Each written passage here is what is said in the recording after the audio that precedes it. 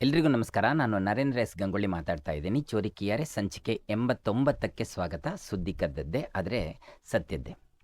ಸ್ನೇಹಿತರೆ, ನಿಮಗೆ ಮಾಸ್ಟರ್ ಹಿರಣ್ಯಯ್ಯ ಅವರ ಬಗ್ಗೆ ಖಂಡಿತ ಗೊತ್ತೇ ಇರುತ್ತೆ. ಈ ಒಂದು ಕತೆ ಅವರ ತಂದೆಯ ಬದುಕಿಗೆ ಸಂಬಂಧಪಟ್ಟಿದ್ದು ಮತ್ತು ಮಾಸ್ಟರ್ ಹಿರಣ್ಯಯ್ಯ ಅವರಿಗೂ ಕೂಡ ಸಂಬಂಧಪಟ್ಟಿದ್ದು.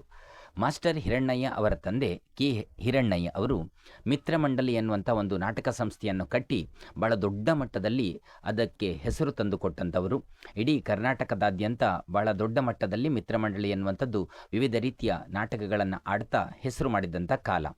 ಆ ಮಿತ್ರಮಂಡಳಿ ಅನ್ನುವಂಥದ್ದು ಉಚ್ಛ್ರಾಯ ಸ್ಥಿತಿಯಲ್ಲಿದ್ದಾಗ ಮಾಸ್ಟರ್ ಹಿರಣ್ಣಯ್ಯ ಅವರಿಗಾಗಲಿ ಅಥವಾ ಅವರ ತಾಯಿಗಾಗಲಿ, ಅಂದರೆ ಕೆ ಹಿರಣ್ಯ ಅವರ ಪತ್ನಿಗಾಗಲಿ ಯಾವುದೇ ರೀತಿಯ ಹಣದ ಮುಗ್ಗಟ್ಟು ಅನ್ನುವಂಥದ್ದು ಇರಲಿಲ್ಲ.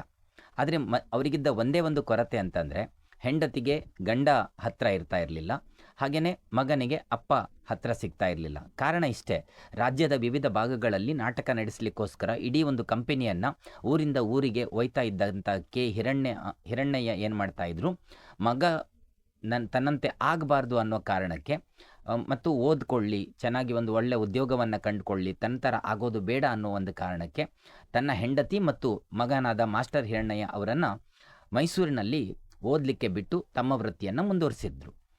ಅದೇ ಕಾರಣಕ್ಕಾಗಿ ಅವರಿಗೆ ವೈಯಕ್ತಿಕವಾಗಿ ತುಂಬ ಸಮಯವನ್ನು ತಮ್ಮ ಹೆಂಡತಿಯ ಜೊತೆಗಾಗಲಿ ಅಥವಾ ಮಗನ ಜೊತೆಗಾಗಲಿ ಕಳೆಯುವಂಥ ಅವಕಾಶಗಳು ಸಿಗ್ತಾ ಇರಲಿಲ್ಲ. ಈ ನಡುವೆ ಕಾಲ ಕಳೆದಂತೆ ಕ್ಷಯರೋಗ ಅನ್ನುವಂಥದ್ದು ಪತ್ನಿಗೆ ಬರ್ತದೆ. ಹಾಗೆ ಕ್ಷಯರೋಗಕ್ಕೆ ತುತ್ತಾದಂತಹ ಪತ್ನಿ ಕೊನೆಯ ದಿನಗಳನ್ನು ಎಣಿಸ್ತಾ ಇದ್ದಾಗ ಇವರು ಕೆ ಹಿರಣ್ಯನವರು ಬರ್ತಾರೆ. ಬಂದು ಅವಳ ಜೊತೆ ಇರಬೇಕು ಅಂತ ಬಯಸ್ತಾರೆ, ಬರ್ತಾರೆ ಕೂಡ. ಕೊನೆಯ ದಿನ ಏನಾಗತ್ತೆ ಅಂತ ಕೇಳಿದರೆ ಡಾಕ್ಟರ್ ಹೇಳ್ತಾರೆ, ನಿಮ್ಮ ಪತ್ನಿ ಏನನ್ನು ಬಯಸ್ತಾರೋ ಅದನ್ನು ಅವ್ರಿಗೆ ಕೊಟ್ಟುಬಿಡಿ, ಯಾಕೆಂದರೆ ಕೊನೆಯ ಕ್ಷಣಗಳಾದರೂ ಅವಳಿಗೆ ನೆಮ್ಮದಿಯಿಂದ ತುಂಬಿರಲಿ ಅಂತ ಹೇಳ್ತಾರೆ. ಕೆ ಹಿರಣ್ಯ ಅವರಿಗೂ ಅದಕ್ಕೂ ಸರಿ ಅನಿಸುತ್ತೆ. ಇಮಿಡಿಯೇಟಾಗಿ ಅವರು ಮಾರುಕಟ್ಟೆಗೆ ಹೋಗಿ ಒಂದಷ್ಟು ಮಲ್ಲಿಗೆಯನ್ನು ತರ್ತಾರೆ. ಹಾಗೆ ಕಂಪನಿಯಿಂದ ಹೋಗಿಬಿಟ್ಟು ಒಂದಷ್ಟು ಹಣದ ಕಂತೆಗಳನ್ನು ತರಿಸಿ ಮಡದಿಯ ಪಕ್ಕದಲ್ಲಿ ಕುಳಿತುಕೊಳ್ತಾರೆ. ಮಡದಿ ಕೊನೆಯ ಕ್ಷಣಗಳನ್ನು ಎಣಿಸ್ತಾ ಇರ್ತಾಳೆ. ಸದ್ಯಕ್ಕೆ ಕಣ್ಣು ಮುಚ್ಚಿದ್ದಾಳೆ. ಅವಳು ಕಣ್ಣು ತೆರೆಯುವುದನ್ನೇ ಕಾಯ್ತಾ ಇರ್ತಾರೆ. ಮಧ್ಯರಾತ್ರಿ ಆಗ್ತದೆ. ಆ ಹೊತ್ತಿನಲ್ಲಿ ಅವರ ಪ್ರೀತಿಯ ಪತ್ನಿ ಕಣ್ಣು ತೆರೀತಾರೆ. ಖುಷಿಯಲ್ಲದ ಖುಷಿಯೊಂದಿಗೆ ಪತಿ ಕೆ ಹಿರಣ್ಯ ಅವರು ಹೇಳ್ತಾರೆ, ಶಾರು ನೋಡು, ಮಲ್ಲಿಗೆ ಹೂವಿದೆ, ಇದು ನಿನಗೇನು ಬೇಕೋ ತಗೋ, ಕೊಳ್ಳಲಿಕ್ಕೆ ನನ್ನ ಹತ್ರ ಹಣ ಕೂಡ ಇದೆ ಅಂತ ಅದೆಲ್ಲವನ್ನು ಅವಳ ಮುಂದೆ ಮಾಡ್ತಾರೆ. ಪತ್ನಿ ಅದು ಯಾವುದರ ಕಡೆನೂ ಗಮನವನ್ನೇ ಕೊಡಲ್ಲ.